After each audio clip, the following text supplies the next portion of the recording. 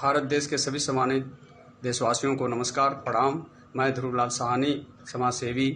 आज कोरोना काल में एक नए खुलासे को लेकर आपके सामने आया हूं। दोस्तों,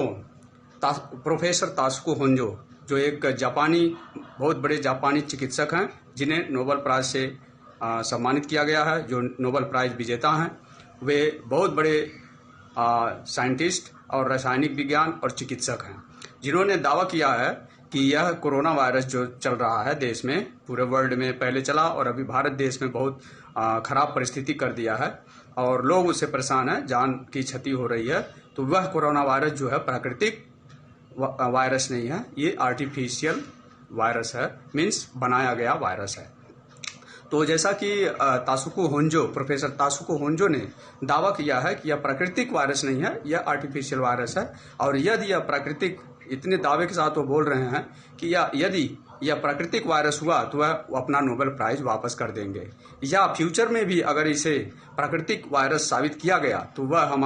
वो बोलते हैं कि हमारे मरने के बाद भी हमारे नोबेल प्राइज को वापस ले लिया जाए। तो ऐसे तथ्य को, एक बड़े प्रोफेसर का ऐसे तथ्य पे बयान देना एक साबित होता है कि यह कहीं न कहीं इस देश में, इस वर्ल्ड में, इस संसार में जो है एक चाल चली जा रही है। मुझे ऐसा लगता है, मेरा ऐसा मानना है, या बड़े बड़े साइंटिस्टों का भी मानना हो सकता है कि यह एक बायोलॉजिकल वार है। बायोलॉजिकल वार के रूप में कोरोना वायरस को यूज किया जा रहा है। बायोलॉजिकल बम जिसको बोलते हैं, उसे कोरोना वायरस को बना करके इसको देश में तबाही लाने के लिए या किसी देश से लड़ाई करने के लिए इसमें ये बहुत बड़ी साजिश चल रही है, ऐसा मेरा मानना है। तो दोस्तों, जैसा कि माना गया है कि नेचुरल वायरस मीन्स प्राकृतिक वायरस जो पैदा होता है, जैसे प्रकृति में पैदा होता है, प्रकृति की गड़बड़ी की वजह से, प्रकृति की गड़बड़ी होती है प्रकृति में, तो उससे जो वायरस पैदा होते हैं उसको प्राकृतिक वायरस वो बोला जाता है। और जो आर्टिफिशियल में जो बनाया जाता है वायरस, वह लैब में, लेबोरेटरी में, बड़े बड़े लेबोरेटरियों में, वहाँ पर वो वायरस बनाया जाता है बहुत एक्सपेरिमेंट करने के बाद। इसमें बड़े बड़े साइंटिस्ट, कई साइंटिस्टों का टीम होती है, वह टीम में डिसाइड होता है और उस वायरस को बनाया जाता है। उस वायरस को बना करके उसको मारने के भी तरकीब ढूंढे जाते हैं और उस पर रिसर्च किया जाता है। तो दोस्तों, ऐसा जैसा कि मैं यहाँ बोल रहा हूँ कि आर्टिफिशियल वायरस है, तो जैसे प्राकृतिक वायरस जो पैदा होता है वह जिस जगह पैदा होगा तो वहाँ के टेम्परेचर, वहाँ का वातावरण में पनपता है, फूलता है, बड़ा होता है और उसमें फैलता है। लेकिन जैसे ही उसके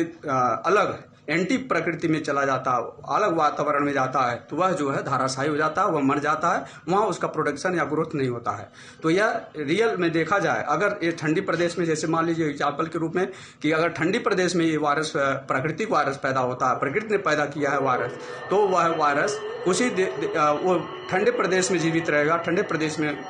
ये बड़ा होगा और पनपेगा। लेकिन जैसे ही वो गर्म प्रदेश में जाता है, वो वहाँ धाराशायी हो जाता है। तो ऐसा ये एक साइंटिफिक इसका सिस्टम है। तो दोस्तों, यह मुझे ऐसा लगता है कि इस देश में बायोलॉजिकल वार ये हो रहा है, जैसे हमारा दो देशों के बीच में युद्ध होता है, उसी तरह से कोई देश अभी बायोलॉजिकल वार या वायरोलॉजी, इसको वार में यूज किया जा रहा है। तो मैं ऐसा मानता हूं कि इससे जो बायोलॉजिकल वार शुरू हो गया है, तो इसके लिए हर देश को तैयार होना पड़ेगा, क्योंकि दो देशों की जब वार होती है तो उसमें तीसरा, चौथा, पांचवा,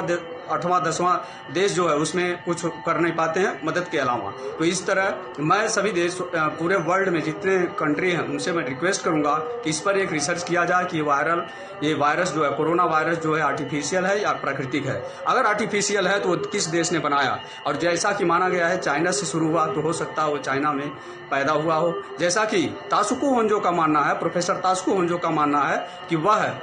जब कुछ दिन तक चाइना में वो 3-4 साल तक वो लेबोरेटरी में काम किए थे, बहुत बड़े पोस्ट पर, और उनके टीम के साथ काम किए थे। तो उसमें जो वायरोलॉजी के बहुत सारे साइंटिस्ट थे, उनके संपर्क में बहुत सारे लोग थे, उनके दोस्त थे। तो अभी वो तासुको होंजो बोलते हैं कि जब मैं उन दोस्तों को, जो वायरोलॉजी के एक्सपर्ट थे या साइंटिस्ट थे, वैज्ञानिक थे, तो वो जो है उनको फोन कर रहे हैं तो उनका फोन नहीं लग रहा है, उनको ईमेल कर रहे हैं तो ईमेल का रिप्लाई नहीं आ रहा है। इसका मतलब सीधा सीधा दिखाई देता है कि उन साइंटिस्टों को, जिनको ये फोन लगा रहे हैं, उठा नहीं रहे हैं, और जिनको ईमेल कर रहे हैं उसका रिप्लाई नहीं कर रहे हैं, इसका मतलब ये हुआ कि उसको मार दिया गया है, या तो उनका सारे सिस्टम को उनको नज़रबंदी में डाल दिया गया है, नज़रबंद कर दिया गया है, उनका मोबाइल और ईमेल सब हैक कर दिए गए हैं, बंद कर दिए गए हैं। तो ऐसा एक अंदेशा है, मुझे शक है, और मैं पूरे वर्ल्ड में ये संदेश देना चाहता हूँ, खासकर अपने देश में, अपने राष्ट्र में, इसके लिए हमें हमारे भी साइंटिस्टों को, हमारे देश के भी साइंटिस्टों को इस पर अलर्ट होना पड़ेगा और इस पर ऊंचे लेवल पर जो है रिसर्च करने होंगे, बड़ी लेबोरेटरी बनानी होगी और अच्छे अच्छे साइंटिस्टों को यहाँ डेवलप होने के लिए उस पर सरकार को आगे आना चाहिए। भारत सरकार इस पर ध्यान दे, कंसंट्रेशन करे, इससे हमारे देश को आने वाले फ्यूचर में हम इससे बचाव कर सकें, इससे जो है लड़ सकें और इसमें हम समाधान ले आ सकें। इसमें हम जो भी वायरस आ रहे हैं या रिसर्च किए जा रहे हैं तो हमारे साइंटिस्ट भी इस पर काम करें और उसमें उसके एंटी वायरस दवाइयाँ और वैक्सीन तैयार करें और उसके लिए लड़ने के लिए तैयार रहें। इसी मैं अपने विचारों के साथ अपने शब्दों के विचार यहाँ बंद करूँगा। जय हिंद, जय भारत, वंदे मातरम।